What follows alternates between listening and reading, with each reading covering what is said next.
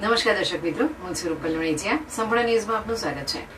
બનાસકાંઠા જિલ્લામાં સ્થાનિક સ્વરાજ્યની ચૂંટણીઓ વચ્ચે પાલનપુર નગરપાલિકામાં રાજકીય ગરમાવો વધ્યો છે.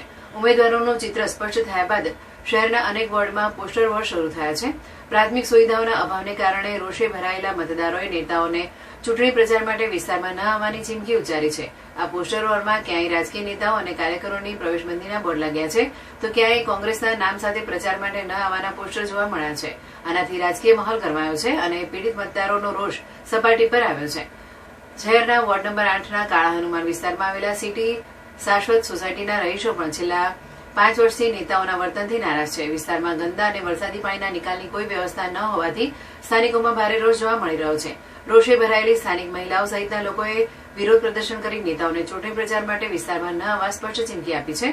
આ અંગે સિટી શાશ્વત સોસાયટીના રહીશ પટેલ રજનીકાંત રામાભાઈએ જણાવ્યું હતું કે અમને 5 વર્ષથી પાણીની સમસ્યા છે. અમે ઘણી અરજીઓ કરી છે, પરંતુ તેનો કોઈ નિકાલ આવ્યો નથી.